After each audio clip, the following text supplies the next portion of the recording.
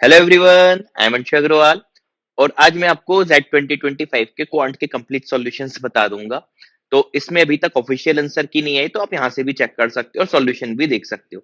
तो in case official answer की जब आ जाए, उसके बाद आपको कोई आंसर ऊपर नीचे लगे तो आप क्लेम कर सकते हो, क्योंकि मेरे हिसाब से मैं भी आपको जो आंसर बताने वाला हूँ सारे के सारे सही है क्वांट में। ठीक है, तो चलो आप सभी को ऑल द बेस्ट। और मैं बता रहा हूँ मैक्सिमम क्वेश्चंस इसमें क्वांट के ऑलरेडी हम हमारे वीडियो कोर्स में कवर कर चुके थे, है ना, सिमिलर टाइप के बेसिकली। ठीक है, चलो सॉल्व करते हैं। ठीक है, और हाँ, चैनल से नए नए ऐड हुए हो तो बस चैनल को सब्सक्राइब कर दो, बस इतना सा ख्वाब है। ठीक है, चलिए शुरू करते हैं। First question, the market value of beams made of rare metal has a unique property, the market value of any such beam is proportional to square of its length. जैसे ही आपने शुरू की दो लाइन पढ़ी होगी, आप समझ गए होगे यार ये तो किया हुआ क्वेश्चन है ना। तो सही था। और अच्छा, इस बार एक चीज है कि जेट ने कैलकुलेटर अलाउ किया था। ठीक है, तो कैलकुलेटर अलाउ किया था तो आप कैलकुलेटर का यूज कर सकते थे, आपका टाइम बचता। और उन्होंने फिर कैलकुलेटिव क्वेश्चंस भी दिए थे। ठीक है, तो क्या है, इसकी जो वैल्यू है प्रोपोर्शनल है इसके लेंथ के, स्क्वायर के। ठीक है, due to an accident one such beam got broken into two pieces having length in the ratio 4/9। तो हम टोटल लेंथ 13x मान लेते हैं, तो उसकी वैल्यू क्या हो जाती, 13 का स्क्वायर 169, है ना। 13 का स्क्वायर क्या हो जाता, 169 x स्क्वायर, है ना। यही तरीके से आपने पहले भी किया होगा। ठीक, अब क्या हुआ, ये दो पीस में डिवाइड हो गया 4/9, यानी एक पीस हमारा हो गया 4x का और एक पीस हो गया 9x का। तो इंडिविजुअल वैल्यू देखूं तो 4 का स्क्वायर ये हो जाएगा 16 और ये 9 का स्क्वायर हो जाएगा 81। तो अब कंबाइंड वैल्यू की मैं बात करूंगा, 97x स्क्वायर हो जाएगा। तो सीधी बात है, अच्छा जब भी ब्रेक होता है हमें समझ में आ जाना चाहिए कि यार लॉस तो होगा ही होगा, है ना। तो 169 से वैल्यू सीधे हो गई 97, तो सीधी बात है आपको लॉस हुआ होगा। ठीक है, लॉस वाले आपको तीन ऑप्शन में से दिख भी रहे थे। अब आप कैलकुलेट कर लो क्या करोगे। और जितने भी क्वेश्चन है मैं जल्दी जल्दी के चक्कर में कैलकुलेटर से ही करके बताऊंगा। अपॉन कंपेयर हम किससे करेंगे, ओरिजिनल वैल्यू से 169 से। तो 169 माइनस 97 जो किया जाएगा 72 डिवाइडेड बाय 169, 42.6% का लॉस हो जाएगा। तो ये वैल्यू क्या आ जाएगी, 40.6, 42.6। ऑप्शन ए में दिख रहा था, लगा दो। तो पहले क्वेश्चन का आंसर ही ए हो गया, आसान था ये। और इवन इस टाइप का हमने काफी किया भी हुआ है। ठीक है, चलो सेकंड क्वेश्चन, अदु and have bought two pieces of land on the moon. चांद पे घर खरीद लिया है ई स्टोर से। ई स्टोर से कोई कुछ भी बेच सकता है। अच्छा, जेट वाले क्वेश्चन सही बनाते, इस बार डिसीजन मेकिंग बहुत अच्छी बनाई थी। ठीक है, both the pieces of land have same perimeters. अच्छा, एक तो रियल केस ही ले लिया था डिसीजन मेकिंग में उसने, देखा आपने, देखना है ना। ठीक है, आगे पढ़ते हैं। Adu and Amu have bought two pieces of land on the moon from an e-store. Both the pieces of land have the same perimeter. ठीक है, but Adu's piece of land in shape of a square, एक का है shape of a square। ठीक है, while Amu's piece of land is shape of circle। अच्छा, perimeter से मैंने इसकी लेंथ अगर a मान लूं, इसकी रेडियस में r मान लूं, तो इसका पेरीमीटर होगा 4a और ये इक्वल हो जाएगा 2 pi r के, क्योंकि पेरीमीटर सेम है। तो pi r is equal to 2a आ गया, है ना। इसको यहीं पे छोड़ दो। आगे क्या पूछा है, the ratio of areas of अदू, अदू पहला वाला था ये, हाँ। तो एरिया का रेशियो पूछा है, ए स्क्वायर अपॉन सर्कल का पाई आर स्क्वायर। इसका स्क्वायर कर दो, तो pi square r square is equal to 4a square हो जाएगा। A square upon pi r square पूछा है, तो pi square a square r square को आप क्या लिख सकते हो, pi into pi r square is equal to, ये 4 से इधर डिवाइड कर दो, ए स्क्वायर हो गया। तो a square upon pi r square क्या हो गया, यहां से देखो तो पाई बाय 4। पाई बाय 4 आपको ऑप्शन सी में दिख रहा था। अब देखो इससे इजी ये क्या ही पूछ लेता। ठीक है, बस थोड़ी कहानी गढ़ने की उसकी आदत है जो उसने शुरू में बोल दिया, है ना। चलो अगला देख लेते हैं। रमेश ने मोबाइल लिया एक लोकल स्टोर से, 1/6 प्राइस उसने दे दिया यूपीआई से, 1/3 दे दिया कैश में, और बैलेंस जो भी बचा वो बोलता है 1 साल बाद दूंगा। ठीक है, 3 और 6 मैं मान लेता हूँ 12x अमाउंट है, टोटल अमाउंट जो मोबाइल का है 12x है ना। 1/6 इसने यूपीआई से दे दिया, तो यूपीआई से इसने जो दिया 1/6 यानी 2x दे दिया। 1/3 दिया आपने कैश में, तो कैश में 12/3 4x आपने कैश में दे दिया, तो 2x प्लस 4x 6x हो गया, यानी आधा अमाउंट आपने यूपीआई और कैश में दे दिया। बचे हुए आपका क्या ले लिया आपने, 1 साल बाद देगा, मतलब लोन टाइप की बात कर रहे हैं, लोन ले लिया इसने 6x अमाउंट का, ठीक है। और इसमें इसको 1 साल पे 10% का इंटरेस्ट लगा, यानी 6x पे आपको जो इंटरेस्ट लगा वो 1/10 लग गया, है ना। और इंटरेस्ट इसने दिया है 6000 का, तो इज इक्वल टू 6000, तो x की वैल्यू क्या हो गई 1000 इंटू एक 10 और 10,000 x की वैल्यू हो गई, ठीक है। ओरिजिनल प्राइस पूछा था जो कि हमने 12x लिया हुआ है, अब बताओ इससे इजी क्या होगा। और ये सब टाइप के क्वेश्चन हम कर चुके हैं। 1,20,000 ऑप्शन बी। 1,20,000 में तो एक सैमसंग का आता है, कौन सा आता है, सैमसंग S20 नहीं, S24 है ना, 120 अप्रॉक्स में, ठीक है। चलो, तो सैमसंग का S24 लिया होगा करीब इसने, लोन पे मोबाइल ले रहे हैं भाई साहब। चलो क्या, अगला फोर्थ, एबीसीडी एक रेक्टेंगल है, कोऑर्डिनेट्स दिए हुए सी और डी के, तो सबसे पहले आप ये बना लेते। अच्छा, कोऑर्डिनेट दिए तो एक है 20 जो कि यहाँ पे होगा, तो ये पॉइंट हम बोल देते हैं डी है, ये पॉइंट है ना, और एक है -20, ये पॉइंट है सी, ठीक है। Area of rectangle 24। अच्छा, ये जो लेंथ है हम देखा जाए तो 2 और 2 4 लेंथ हो गई, लेंथ हो गई 4। अच्छा, एरिया 24, यानी यहां से वो देखें ए बी सी डी ऐसा बनेगा या नीचे बन जाएगा, बेसिकली या ऐसा बनता है ना, दो ही पॉसिबिलिटी थी इसकी, या तो ऊपर या नीचे। एरिया है ये, तो ये लेंथ आपकी 6 होनी चाहिए, ठीक है। अच्छा, ये एक्स एक्सिस पे बना हुआ है, एक्स एक्सिस पे y इज इक्वल टू 0 होता है, उससे 6 डिस्टेंस आपको ऊपर जानी, तो इक्वेशन ऑफ लाइन ए भी पूछी थी, तो y इक्वल टू या तो +6 होता या y इक्वल टू आपका -6 होता अगर नीचे साइड ये बनता, ठीक है। Which of the following possible equation, possible क्यों लिखा उसने, क्योंकि दो पॉसिबल इक्वेशन थी, तो जिसमें ऑप्शन सी आपको दिख रहा था y इज इक्वल टू 6 लगा देते। बहुत सिंपल था, देखो शुरू के अभी 4 क्वेश्चन हमने किए, और आई थिंक चारों में आपको दिमाग ज्यादा नहीं लगाना पड़ा होगा। हाँ, धीरे धीरे ये लोग लेवल बढ़ाएंगे, अभी देखते जाना, मजा आएगी, ठीक है। उम्मीद है ये भी समझ में आ गया होगा, और इस टाइप के हमने बहुत किए हुए हैं हमारे वीडियो कोर्स में, ठीक है। और हाँ, अगर आपको हमारा कोर्स परचेस करना है कैट 2025 के लिए, आपको किसी को सजेस्ट करना है, तो हमारी वेबसाइट पे जाके आप परचेस कर सकते हो, catipmet.com/cat2025, और अगर उसके नेक्स्ट ईयर किसी को कैट देना है तो /cat2026, ठीक है। और हाँ, सब्सक्राइब कर दो यार अभी तक सुन रहे हो तो। फिफ्थ क्वेश्चन, ये अच्छा क्वेश्चन था, ये भी आसान है थोड़ा सा, इस टाइप के भी देखो अपन यानी कर चुके हैं, पढ़ लेते हैं एक बार। There are 25 rooms in a hotel, एक होटल में 25 रूम्स, इमेजिन किया करो तो चीजें आसान लगने लगेंगी। Each room can accommodate at most 3 people, maximum 3 लोग आ सकते हैं एक रूम में। For each room single occupancy charge 2000 per day, double occupancy charge 3000 per day, and triple occupancy, मतलब सस्ता होता जा रहा है ना, ऐसे ही होता है।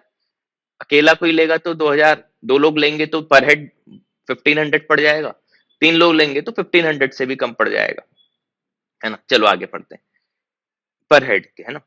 If there 55 people staying in hotel today, अब रेवेन्यू मैक्सिमम होटल के लिए मैक्सिमम, अब देखो होटल तो यही चाहेगा ना कि एक रूम में एक ही आदमी रुके ताकि उसको ज्यादा रुपए मिले, लेकिन रूम ही उसके पास लिमिटेड है, कितने हैं, ये पूरे 25 ही रूम्स है। अब हमारी कोशिश रहेगी कि हम एक एक ही बिठाएं, तो हमने एक एक भी बिठाया, तो सिर्फ 25 रूम ही भरे, तो मुझे अब कोशिश रहेगी ना ट्रिपल ना हो, तो फिर एक एक बिठा देता हूँ, तो फिर 25 और हो गए, मतलब हर रूम में दो दो लोग तो आ ही चुके, 25 + 25 50 हो गया। अभी 5 लोगों को रूम देना है, तो 5 रूम में तो मुझे 3 लोगों को करना ही पड़ेगा, 1 2 3 4 5, है ना। तो देखो आउट ऑफ 25 5 रूम ऐसे होंगे जिसमें 3 3 लोग आएंगे, है ना, और 20 रूम्स ऐसे होंगे जिसमें दो दो लोग आएंगे, तो देखो 22 से 40 + 15 55 लोग हो गए। अब 5 रूम में 3 3 लोग हैं, तो इनका आपको रेंट या जो भी मिलेगा 3500 पर डे के हिसाब से मिल जाएगा, ट्रिपल ऑक्यूपेंसी, तो 5 × 3500 कितना हो गया ये? और ये जो 20 रूम्स है, इसमें आपको पर डे का कितना मिल रहा है? 20 रूम्स में 3000 पर डे। तो ये आपको 3000 मिल गया, ये आपको 60,000 मिल गया। ये तो बिना कैलकुलेटर के भी हो सकता था। तो 77,500 मैक्सिमम रिवेन्यू इसको जनरेट हो सकता है, इससे ज्यादा नहीं। तो 77,000 दिख भी रहा है, ऑप्शन सी। फिफ्थ क्वेश्चन भी इजी था, है ना? ठीक है, अगला देख लेते हैं। सिक्स्थ क्वेश्चन, ये एक अच्छा क्वेश्चन है, दिमाग वाला, ध्यान से देखना। There are 5 dustbins along the circular path at different places. Ramesh takes multiple rounds of the path every morning, always at the same speed. He noticed that it took him a different number of steps to walk between any two consecutive dustbins. Ramesh also noticed that starting from any of the dustbin took maximum 800 steps to reach every second dustbin. चलो पहले एक circular वो type का बना लेते हैं, 5 इसमें dustbin रखने हैं मुझे, ध्यान से देखना। और ये कैलकुलेटर का देखो, असली में आप ये देखना, अगले साल भी कैट या जेट आप में से अगर कोई देता है, वो कैलकुलेटर का सही यूज कैसे करना है मैं आपको इस क्वेश्चन में सिखाऊंगा, है ना, बिना ज्यादा पेन चलाए। तो देखो पहले डायग्राम के थ्रू समझ लेते हैं। मान लो एक डस्टबिन यहाँ पे, दूसरा थोड़ा सा दूर, क्योंकि इक्वल डिस्टेंस पे नहीं है ना, ऐसे कोई 5 डस्टबिन, 1 2 3 4 5, ठीक है, डिफरेंट प्लेसेस पे take multiple two can different step to walk between any two, different steps मतलब अलग अलग डिस्टेंस पे होंगे। अब बोला है अगर किसी भी एक डस्टबिन से चालू करता है तो एवरी सेकंड में मिनिमम 800 स्टेप्स इसको लेनी पड़ेंगी, मतलब मिनिमम 800 लेने। अगर मैं मान लू सेम डिस्टेंस पे भी है तो 400 की तो इसको लेनी पड़ेगी, या एक को 400 दूसरे को 401 कर देना, ठीक है। On the other hand starting from any dustbin it takes maximum, ये देखो एक बोल रहा था मिनिमम, दूसरा बोल रहा है मैक्सिमम 1260, थर्ड डस्टबिन यानी यहां तक जाना है। तो 1260 अगर मैं इक्वल गैप भी मानू तो 3 गैप से 3 से डिवाइड कर दूं 420, मतलब इसकी जो मिनिमम और मैक्सिमम की बात करूं, ध्यान से देखना, दो डस्टबिन के बीच की जो मिनिमम डिस्टेंस होगी, है ना, दो डस्टबिन के बीच की जो मिनिमम डिस्टेंस होगी वो 400 होगी, और दो डस्टबिन के बीच की जो मैक्सिमम डिस्टेंस होगी वो 420 होगी, ठीक है। ऐसे 5 डस्टबिन। अब ध्यान से देखना, अगर 5 डस्टबिन है ना, तो ओवरऑल सर्कुलर ट्रैक की जो लेंथ होगी, मिनिमम लेंथ क्या हो जाएगी 2000, और मैक्सिमम लेंथ क्या हो जाएगी, इंटू 5 कर दूं तो 2100। तो सर्क्यूमफ्रेंस जो है सर्कल का, या तो वो 2000 होगा या वो 2100 होगा। इतना उम्मीद है समझ में आ गया होगा। अच्छा, इसकी एक स्टेप है, अब आगे लिखा हुआ है एक स्टेप इसकी 0.77, तो इसमें इंटू 0.77 कर दूं और इसमें भी इंटू 0.77 कर दूं, है ना, अपॉन में 22/7 कर दूं, अपॉन, अरे बिना कैलकुलेटर के ही कर लेता हूं,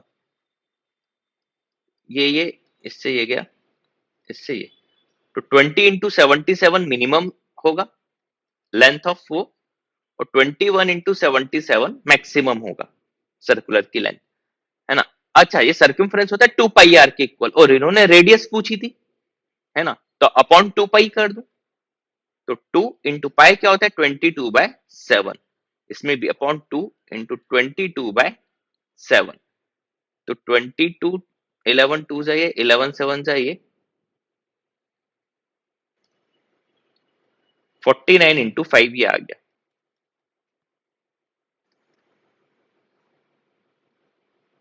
245। ये रेडियस 245 से ज्यादा होगी, क्योंकि हमने एग्जैक्ट इक्वल माना था और इक्वल नहीं है, तो 245 से ज्यादा, इवन ऑप्शन में आपको 245 दिख जाए तो मत लगाना, उससे ज्यादा। और इधर बात करें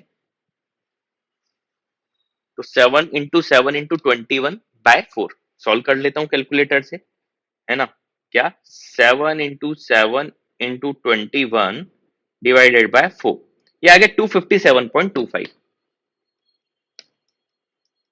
तो रेडियस जो आपकी होगी 245 से 257.25 होगी।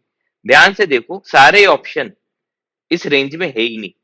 देखो 245, इधर ध्यान से देखना, 245 से 257.25 सिर्फ ए ऑप्शन दिख रहा है, बाकी ये 245 से कम है, ये कम है, ये कम है, और ये 257 से ज्यादा है।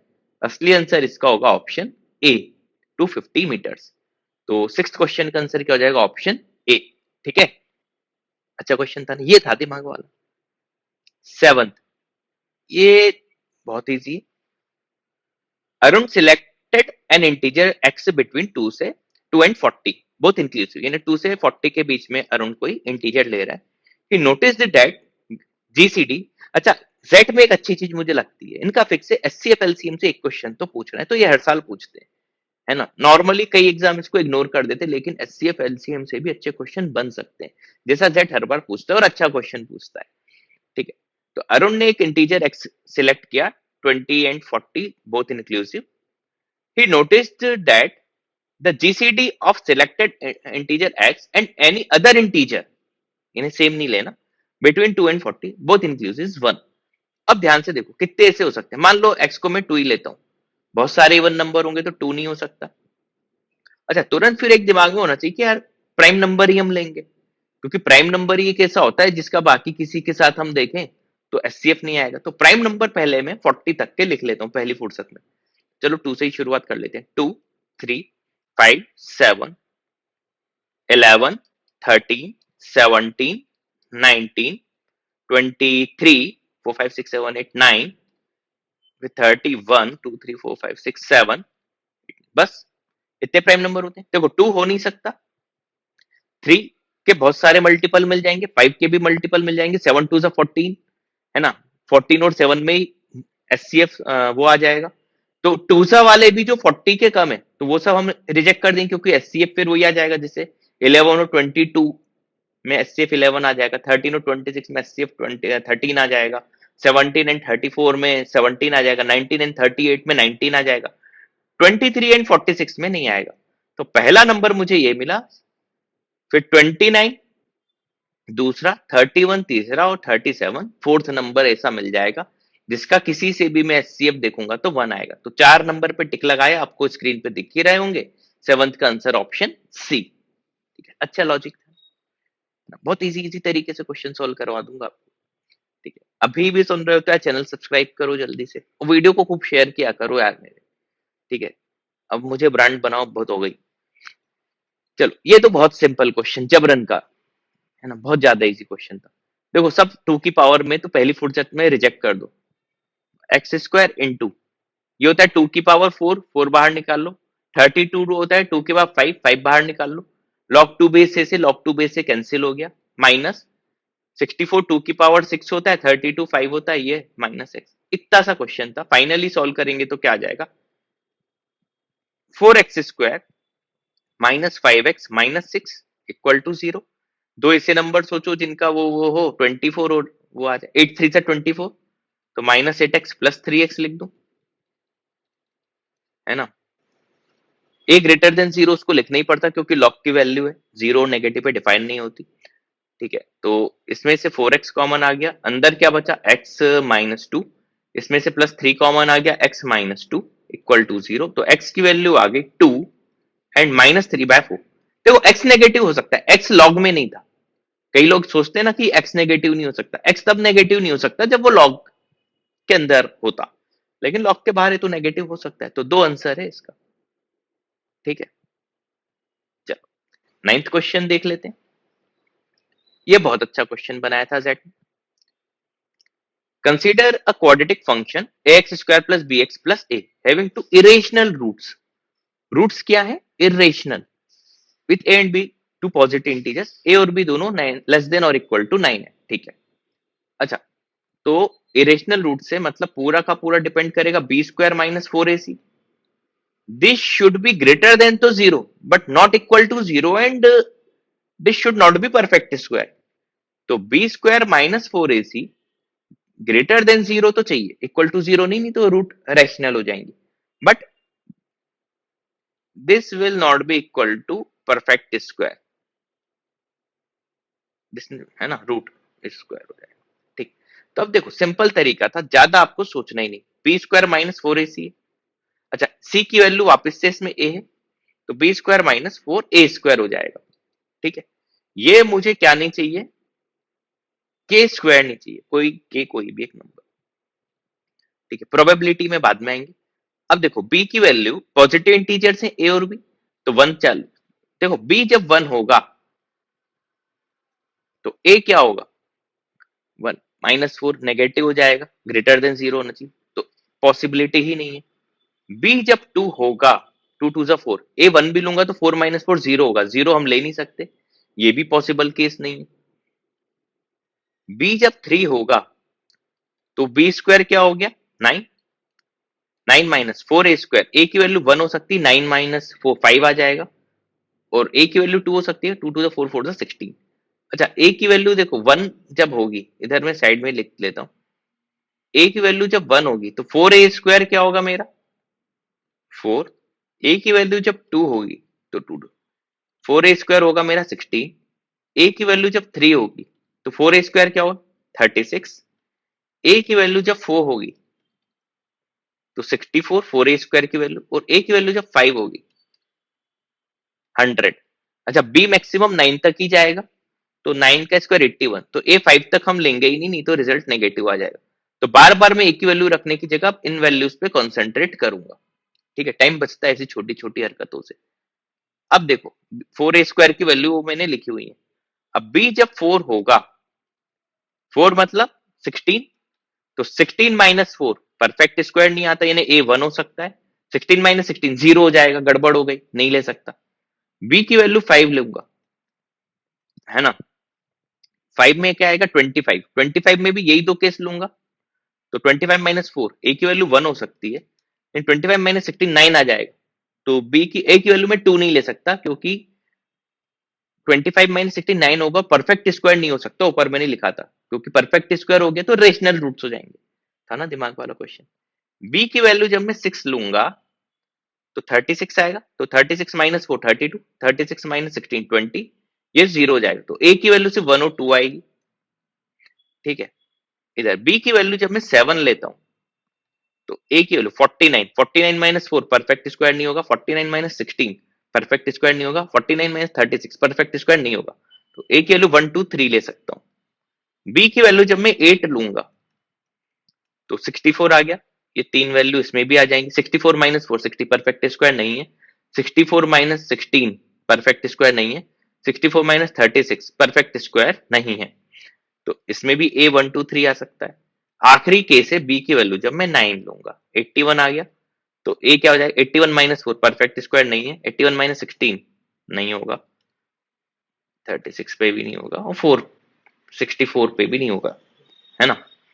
ठीक है, इतनी टोटल वैल्यू है। अब प्रोबेबिलिटी पूछी थी ए प्लस बी ग्रेटर देन 9 हो, तो टोटल नंबर देख ले प्रोबेबिलिटी के लिए, तो टोटल कितने हैं 1 2 3 4 5 6 7 8 9 10 11 12 13 14 15, तो डिनोमिनेटर में तो 15 आ रहा है, एक ही ऑप्शन में दिख रहा है, लगा देते, क्योंकि none of this normally answer होता नहीं है। खैर अब इतनी मेहनत की तो पूरा आंसर ही निकाल के रहेंगे। अब ए प्लस बी ग्रेटर देन 9 क्या है, 9 प्लस कुछ भी करूंगा, चार केस तो यही होगा, फिर 8 प्लस 2 10, दो कैसे 4 प्लस 2 6 और 7 प्लस 3 10, 7 और 6 प्लस 2 भी करूंगा 8, ग्रेटर देन 9 चाहिए था, तो 1 2 3 4 5 6 7 केस आएंगे, तो आंसर क्या हो जाएगा 7/15, ऑप्शन डी। ठीक है, अच्छा क्वेश्चन था। 10th देख लेते हैं। एबीसी पॉजिटिव इंटीजर्स है, 4a को बोल दिया कि ग्रेटर देन बी है, which are the following condition both necessary and sufficient. अच्छा लास्ट 2 ईयर से इस टाइप का क्वेश्चन ये पूछ रहा है, ध्यान रखना नेक्स्ट ईयर के लिए इस टाइप का एक क्वेश्चन ये अगले साल भी पूछेगा। अब 3 की पहले पावर देखते हैं, तो 3 की पावर a और 21 भी 3 की पावर 3a माइनस बी, तो 3 की पावर क्या हो गया a plus 3a minus B, और 7 की पावर में क्या आ गया 3a माइनस बी, 49 में स्क्वायर हो जाएगा, तो प्लस 2 2 4b प्लस 2c। अच्छा ये होल पावर में 1 क्यूब रूट चाहिए, तो फाइनली इसको अब सुंदर कर लेते हैं, यानी सुंदर मतलब लिख लेते हैं, 3 की पावर हो जाएगा 4a माइनस बी। अब आपको समझ में आ गया होगा कि उसने 4a ग्रेटर देन बी क्यों लिखा था, है ना, क्योंकि ये जो रिजल्ट है इसको पॉजिटिव इंटीजर चाहिए, ये नेगेटिव आ जाता तो आपका आंसर फ्रैक्शन में आ जाता, इसलिए 4a ग्रेटर देन b बोल दिया, क्या कि ये पॉजिटिव वैल्यू है। 7 की पावर क्या आ गई, 3a minus 3b, 3a plus 3b sorry, plus 2c। अब ध्यान से देखना, नेसेसरी एंड सफिशिएंट, ठीक है,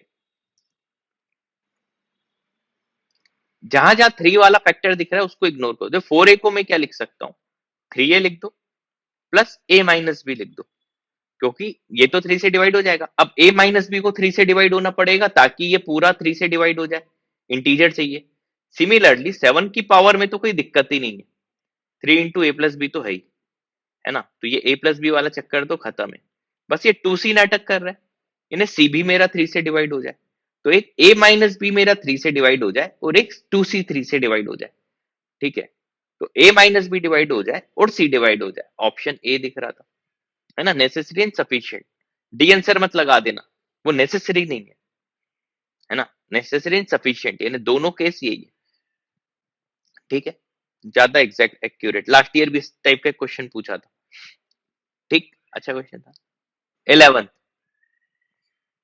ये जबरन की कहानी थी, इससे इजी क्वेश्चन कुछ नहीं हो सकता अगर आप ध्यान से पढ़ो। पहले मैं भी पढ़ के इसमें कंफ्यूज यार क्या इतना लंबा चौड़ा दिख गया, फिर ध्यान से सोचा तो समझा यार क्वेश्चन में तो दम ही नहीं है ना। अभी आपको बताऊंगा तो आप भी बोलोगे अरे यार ये तो इतना इजी था, अगर आपने नहीं किया होगा ना तो अभी आप अपना सर पीट लोगे, यार ये क्यों छोड़ दिया। देखना, an industrial robot manufacturing company starts to design humanoid robot to be used in warehouse where the robots need to pick items from stack of shelves. The height of the topmost shelf from the ground is 7 feet.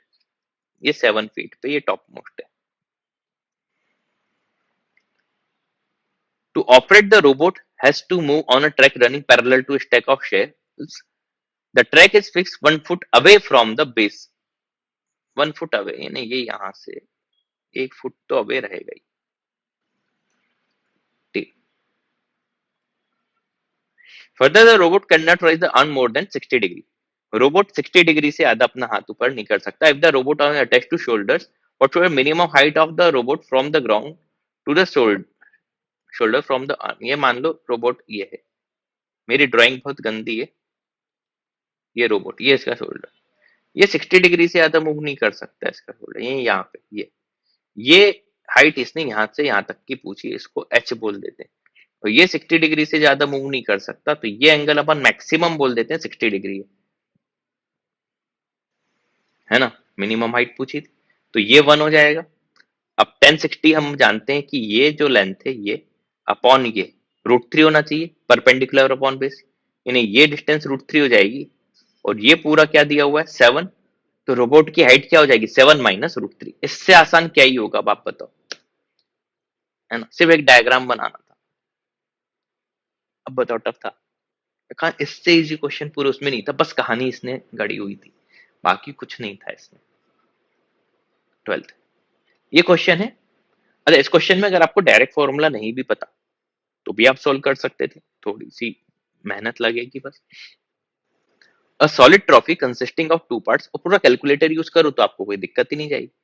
Has been design the following manner, the bottom part is frustum of cone, bottom part frustum of cone है, मतलब ये आपका frustum of कोन हो गया।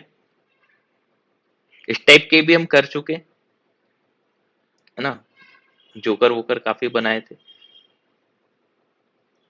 Bottom radius 30 है, top radius इसने 20 दे दी, और height दे दी 40। Height क्या दे दी 40। Well the top is hemisphere radius 20, hemisphere radius 20 मतलब इसके ऊपर ही एक ऐसा हेमिस्फेयर बन गया ये, ठीक है। More of flat surface hemisphere is same as the top of the frustum, ये बेसिकली उसने और क्लियरिफाई कर दिया कि भाई ये दोनों सेम ही है, ठीक है। ये ट्रॉफी बना दी। गोल्ड प्लेटेड करना है, 40 रुपीज पर स्क्वायर सेंटीमीटर लग रहा है, कॉस्ट पूछिए। बेसिकली ये देखो, अभी पहले फ्रस्टम का अपन एरिया निकाल लेते हैं, ठीक है। तो फ्रस्टम का एरिया अगर मुझे निकालना है, मतलब बेसिकली पहले इतना पार्ट सॉल्व करना है मुझे,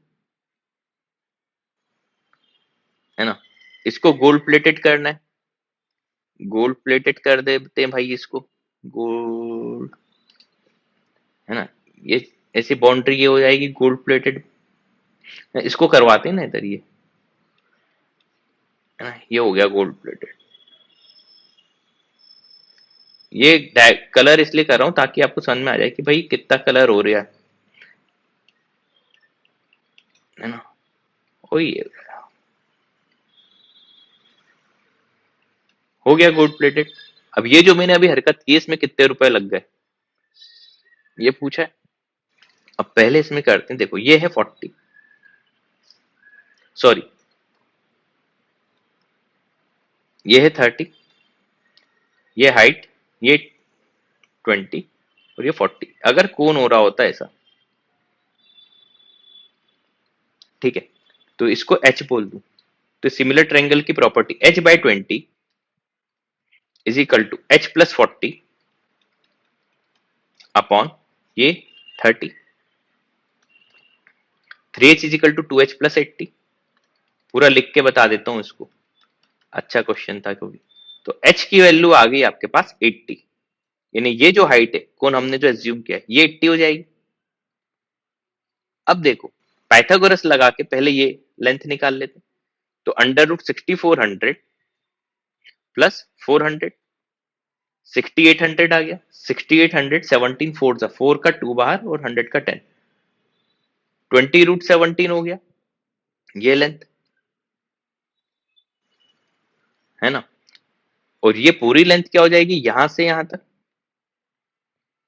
40 और 80, 120, 120 का स्क्वायर 120 14400 और 30 का स्क्वायर 900, 153, 17 9 सा होता है तो रूट 17 तो इसमें भी आएगा, है ना। रूट 17 आ गया और 17 9 सा 10 एक बाहर और 3 बाहर, 30 रूट 17, मतलब 30 रूट 17 पूरे कोन की वो आ गई, ठीक है। अब लेटरल सरफेस एरिया क्या होता है, पाई आर एल, ठीक है, क्या होता है पाई आर एल। अब ध्यान से देखना, तो पाई नीचे वाली रेडियस क्या है आर, यानी 30 इंटू 30 रूट 17, ये पाई आर एल हो गया बड़े का। इसमें से माइनस क्या कर दूंगा, ये ऊपर वाले का पाई आर एल, तो पाई इंटू ऊपर वाले की रेडियस आर इंटू एल उसका क्या है 20 रूट 17। तो पाई रूट 17 में कॉमन निकाल लेता हूं, अंदर क्या बचेगा 900 माइनस 400, 900 माइनस 400 क्या हो जाएगा 500। ये चीज समझ में आई, इतना समझ में आ गया। तो बेसिकली अभी ये जो मैंने किया, बाद में सब कैलकुलेटर से एक साथ कर दूंगा, अभी सिर्फ लिख लो पाई रूट 17 इंटू 500। उम्मीद है इतना समझ में आ गया होगा, ठीक है। ये जो मेरा एरिया आया है अभी सिर्फ लेटरल सरफेस है, अब सॉलिड बोला था तो नीचे भी मैं गोल्ड प्लेटेड करूंगा, मतलब बेस का एरिया तो मैं लूंगा ही लूंगा। तो पाई आर स्क्वायर 30 का स्क्वायर 900, तो प्लस 900 पाई, ये आ गया।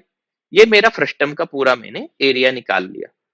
अब ये हेमिस्फेयर का सरफेस एरिया कितना होता है ना, ये तो जॉइंट है तो ये टोटल मत लेना, यहाँ पे सिर्फ 2 पाई आर स्क्वायर आएगा, तो 2 पाई इंटू आर स्क्वायर, 20 का स्क्वायर 400, तो 800 पाई आ गया। देखो ये है टोटल एरिया आपका, तो 500 पाई रूट 17 प्लस 1700 पाई, ये आ गया। बस अब आपको सॉल्व करना था कैलकुलेटर से, तो कैलकुलेटर ओपन कर लेता हूं, ओपन कैलकुलेटर। हम्म, कहाँ गया कहाँ गया,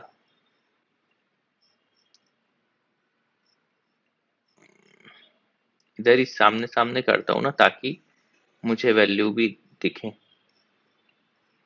क्या है ये, कौन सा, इसको हटाऊं के, हाँ।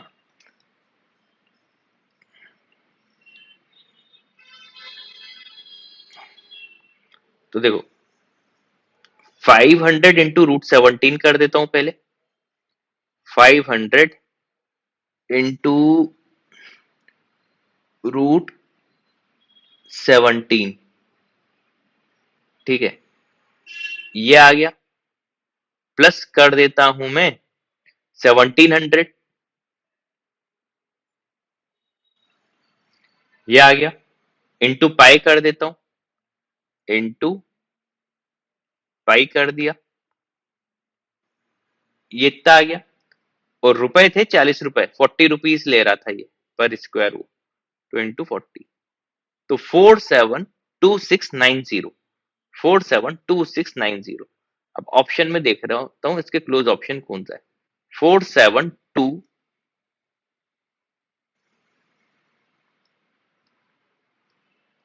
4,72,690 है ना। क्लोजेस्ट टू पूछा 4,73,000, आप लगा दो ऑप्शन ए। अच्छा क्वेश्चन था है ना। ये था बस एक क्वेश्चन जिसमें आप थोड़ा सा टाइम टेकिंग था, ठीक है, कैलकुलेटर भी यूज हुआ। 13th, स्ट्रेट लाइन L1 है जिसकी इक्वेशन दी हुई है y is equal to k into x minus one, where k is some real number. The straight line L intersect another straight line 28.58, तो 5 और 8 पे ये इंटरसेक्ट करेगी, यानी 5 और 8 को ये लाइन सेटिस्फाई करेगी। y की जगह 8 रख दो, k इंटू एक्स की 5, 5 माइनस 1 4, k की वैल्यू 2 आ गई।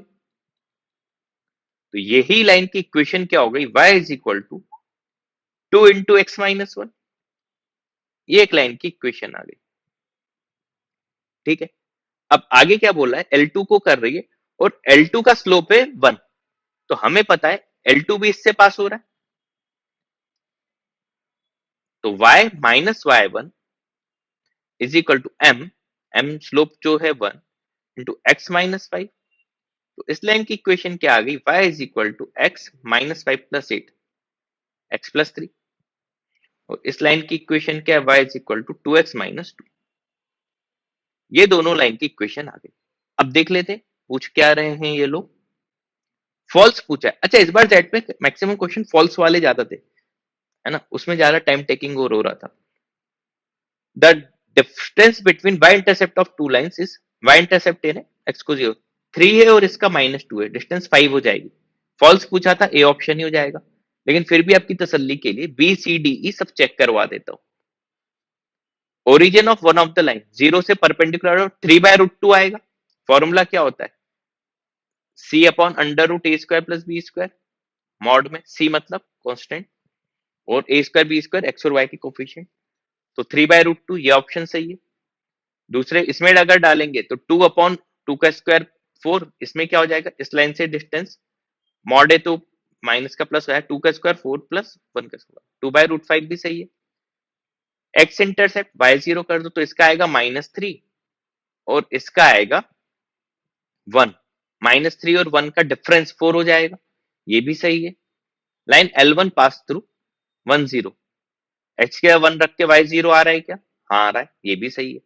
फॉल्स पूछा था, ए ऑप्शन मैंने पहले ही बता दिया था, ठीक है। अच्छा क्वेश्चन था। Question number 14, in a computer game each move each move requires pressing a button. When a button pressed for the first time as a move, the computer randomly chooses a cell from 4x4 grid of 16 cells.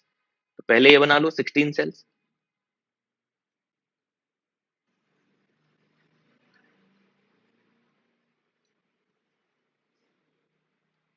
है ना, और x mark उस cell पे डाल दिया random choose करके।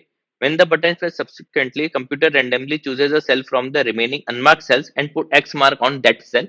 This goes on till the end of the game. The game ends when either all the cell in any one row or all the cell in any one column are marked with S. यानी game कब खत्म हो जाएगा, या पूरी रो भर जाएगी या पूरा कोई भी एक कॉलम भर जाएगा, है ना। गेम फिनिश करने के लिए मैक्सिमम कितने टाइम ये प्रेस करे, तो सबसे आसान तरीका है, गेम को खींचो जितना खींच सकते हो। ये 4 हो गए, इधर से भी आ जाओ। आउट ऑफ 16 8 बॉक्स हम भर चुके हैं, ठीक है। अब देखो जैसे इस पे आ जाए, अभी एक बच्चा इसको छोड़ देते हैं, इस लो में इसमें ये भर देते हैं, ये कॉलम ये रो हो गई। अच्छा 8 हो गए थे, 9 10 हो गया, इधर भर दो, 11 हो गया, इधर भर दो, 12 हो गया, हर रो में 3-3 हो गए, हर कॉलम में 3 हो गए, 12 हो गए। अब जैसे ही 13th करूंगा, कोई एक रो या एक कॉलम हो जाएगा, है ना, तो 13th में हो जाएगा ऑप्शन बी। इससे सिंपल क्या ही होगा, मैक्सिमम 13, 16 हो नहीं सकता था, आप भी जानते हो। ठीक है, 15th, ये भी एक बहुत अच्छा क्वेश्चन था। A farmer has a quadrilateral parcel of land with perimeter of 700 feet. Two opposite angles of that parcel of land are right angles, while the remaining two are not. The farmer wants to do organic farming on that parcel of land. The cost of organic farming ये दिया हुआ है ना। आगे question पढ़ लेते हैं, data sufficiency का है। To determine the amount of money the farmer needs to spend to do organic farming on the entire parcel of land, which of the above additional piece of information is minimal sufficient? अब ध्यान से देखो, दो opposite 90 degree के, अगर मैं एक quadrilateral बनाऊं, है ना, ऐसा कुछ भी बना लूं, दो अपोजिट को मुझे क्या रखना है, 90 डिग्री। ये नहीं होंगे तो चलेगा, ये दो अगर मैं बोल दूं, सबसे अच्छा तरीका इस क्वेश्चन को सॉल्व करने का, साइक्लिक क्वाड्रिलेटरल भी अगर मैं देखूं, है ना, तो साइक्लिक में अपोजिट का एडिशन 90 डिग्री होता है, तो क्यों ना मैं साइक्लिक बना दूं। और इसमें भी एक अच्छी चीज, अगर दो अपोजिट 90 डिग्री हैं तो वो डायमीटर से पास हो रहा होगा, तो एक डायमीटर बना देता हूं। अब देखो, ऐसा मैं एक डायग्राम बना देता हूं, ये एक हो गया, एक ऐसा कुछ बना देता हूं, मेरी मर्जी, अब मैं कुछ भी बनाऊं। देखो ये दोनों 90 90 होंगे। अब अगर मैं एबीसीडी नाम दे दूं, अब ध्यान से देखना, डेटा सफिशिएंसी में हमें आंसर लाने की जरूरत नहीं होती, हमें सिर्फ आंसर बताना होता है। देखो, इसको ए बी सी डी बोल देता हूं। अगर मुझे बीडी पता चल गया, मतलब मुझे रेडियस पता चल गई, है ना, और a square plus b square diameter के स्क्वायर के इक्वल होगा, similarly c square plus d square भी वही चीज होगा, है ना। ध्यान से देखना, और मुझे a plus b plus c plus d दिया हुआ है ऑलरेडी 700, ठीक है। और अगर मुझे एबीसीडी पता चल गया तो काम हो गया, या एरिया पता करना है बेसिकली इस क्वाड्रिलेटरल का, तो ए इंटू बी पता चल गया या सी इंटू डी पता चल गया तो भी मेरा काम हो गया, क्योंकि हाफ बेस इंटू हाइट होता है। अब ध्यान से देखना, अगर ये मुझे इसमें देखना लेंथ ऑफ वन साइड, एक साइड भी दे देगा, तो उससे अभी फिलहाल मैं कुछ कर नहीं पाऊंगा। अगर कहीं से मुझे बीडी पता चल जाए, जो कि उसने सेकंड पॉइंट पे दे दिया है, the distance between the two corner point where the non perpendicular sides of that parcel length intersect, ये 255 दे दिया। अब ध्यान से देखो, ये तो मुझे मिल गया। अब मान लो इनमें से चारों में से कोई भी एक साइड दे दे, मान लो ये दे दी, तो मैं पाइथागोरस लगा के ए निकाल लूंगा। एज्यूम करते मुझे बी दे दिया, है ना। अब ध्यान से देखना, बी दे दिया तो मैं ए निकाल लूंगा, ए और बी आ गया, मतलब ये एरिया मुझे मिल गया। अच्छा, ए और बी पता चला है, मतलब मुझे सी प्लस डी पता चल जाएगा, है ना। और मुझे c square plus d square पता है 255 का स्क्वायर, तो ए प्लस बी का होल स्क्वायर क्या हो जाएगा, सी प्लस डी का whole square, c square plus d square plus 2cd, है ना। तो सी प्लस डी पता था, c square plus d square पता है, सी डी की वैल्यू आ गई, सी डी की वैल्यू आ गई, मतलब मुझे ये एरिया भी पता चल गया, पूरे क्वाड्रिलेटर का एरिया पता चल गया, मतलब दोनों पॉइंट का यूज करके मैं बता दूंगा, और फिर वो अमाउंट जो निकालना है वो तो इंटू 400 में कर ही दूंगा। तो 1 and 2 together only, B option से हो जाएगा। ठीक है, अच्छा था। क्वेश्चन नंबर 16, ये भी अच्छा क्वेश्चन है एवरेज का। 8 employees of an organization have been rated on the scale of 1 to 50 for their performance. All the ratings are integers. The overall average rating of the 8 employees 30, 8 3 24, यानी total हो जाएगा 240। मान लो मैं इंक्रीजिंग ऑर्डर में लिखता हूँ, a b c d e f g h, इन सबका टोटल क्या हो जाएगा 240। आगे क्या लिखा हुआ है, while the 5 employees with highest rating average 38, top 5 ये हो जाएंगे, इनका दिया हुआ एवरेज 38, तो टोटल हो जाएगा 190, 38 5 से 190। The 5 employees with the lowest rating average 25, यानी ये 25 5 से 125 इतना दिया हुआ है। विच ऑफ द, देखो फिर फॉल्स बताना है, पहले हमें जितना पता है हम उतना कर रहे हैं। अब देखो मुझे a plus b plus c plus d plus e पता है, ये मुझे क्या पता है 125, और मुझे D e f g H पता है, ये मुझे क्या पता है 190। इन दोनों इक्वेशन को 1 और 2 बोल के मैं ऐड अगर कर दूं तो देखो a plus b plus c plus h आ जाएगा, डी और ई दो बार है तो एक बार अलग बाहर से लिख लेते हैं, इन दोनों का एडिशन क्या हो जाएगा 315, और ए से एच का समीशन मुझे पता है 240, तो डी प्लस ई क्या हो जाएगा 315 माइनस 240, 75। डी और ई मुझे पता चल गया 75, यहां तक समझ में आ गया। ठीक है, अच्छा एक पॉइंट लिखा हुआ था मीडियन 37.5, अच्छा मीडियन इन्हीं दो का एवरेज होगा, बीच के दो नंबरों का, तो 75 का मैं आधा कर दूंगा 37.5 होगा, मतलब ये पॉइंट तो सही है। मुझे एवरेज फॉल्स बताना है, ध्यान रखना है ना, कहीं जल्दबाजी में सीमत लगा दे। अब देखो क्योंकि अगर ये 75 है तो a प्लस बी प्लस सी, ध्यान से देखना बहुत दिमाग वाला क्वेश्चन है, तो a प्लस बी प्लस सी क्या हो जाएगा -75 कर दूं 50। सिमिलरली एफ जी एच क्या हो जाएगा 190 माइनस 75, 115। अब ध्यान से देखना, बहुत ध्यान से, अच्छा खासा दिमाग लगेगा इसमें। पहले मिनिमम और हाईएस्ट की बात कर लें, फिर सेकंड लोएस्ट और सेकंड हाईएस्ट देख लेंगे। अच्छा डी और ई है 75, इसी पे पूरे खेल। डी और ई क्या है 75, अच्छा पॉइंट में तो ले नहीं सकता, तो अगर मैं इक्वल भी रखूं मिनिमम मैक्सिमम के लिए तो 37.5, एक को अगर मैं 37 दूं तो एक को मुझे 38 देना पड़ेगा वैल्यू। ठीक है, चीज समझ में आई। अब ध्यान से देखना, बहुत ध्यान से, एफ जी एच की बात करूं, इन तीनों का टोटल मुझे 115 चाहिए, इसने कहा हाईएस्ट रेटिंग 40 होनी चाहिए। ठीक है, मैं देख लेता हूँ 40 में दे सकता हूं कि नहीं। तो देखो अगर मैंने 40 दे दी हाईएस्ट रेटिंग, एच को मान लो मैंने 40 दे दिया, तो एफ प्लस जी क्या हो जाएगा 115 माइनस 40, कितना आ जाएगा 75। अब इंक्रीजिंग ऑर्डर में ई को मैं 38 से कम नहीं दे सकता था, है ना। अब 38 और 38 भी एफ और जी को दे दूं मिनिमम, है ना, इक्वल भी अगर मैं मान लूं तो 38 टू 76 होता है, 38 टू 76 होता है, लेकिन रिजल्ट मुझे क्या चाहिए था 75, तो 75 तो 37 और 38 में ही होता है ना, लेकिन ही 38 है तो 38 से कम तो मैं कुछ दे ही नहीं सकता आगे, तो एच में मैक्सिमम 40 दे ही नहीं सकता। तो अगर मैं ई के बाद एफ जी एच की बात करूं, एफ और जी को अगर मैं 38 और 38 भी देता हूं क्योंकि इससे कम मैं दे नहीं सकता, तो 76 हो गया, और 115 में से मैं 76 माइनस करूं तो हाईएस्ट वैल्यू जो पॉसिबल है ना, वो भी 39, 39 से ज्यादा मैं मैक्सिमम दे ही नहीं सकता, तो ए ऑप्शन ही डेफिनेटली फॉल्स होगा। ठीक है, चलो बाकी सब भी प्रूफ करा देता हूँ।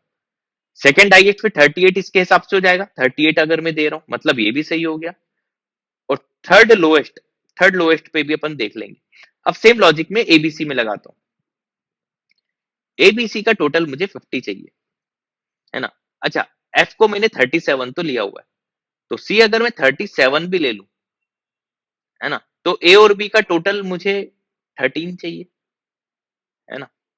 सी अगर 37 भी ले 13 तो 1 और 12 में भी आ जाए, तो लोएस्ट रेटिंग 1 पॉसिबल है ना, और थर्ड लोएस्ट भी 37 भी पॉसिबल है, सेम लॉजिक कुछ भी सोच के, मतलब सारी चीजें पॉसिबल थी, सिर्फ एक चीज पॉसिबल नहीं थी कि मैं हाईएस्ट रेटिंग 40 दे दूं। अच्छा दिमाग वाला था। ठीक है, तो यहाँ पे हमारे क्वांट के पूरे क्वेश्चंस कंप्लीट हो गए। उम्मीद है आपको ये वीडियो बहुत अच्छे से पसंद आया होगा, और अभी तक सुन रहे हो तो यार चैनल को सब्सक्राइब जरूर कर देना। ठीक है, तो thanks for watching this video.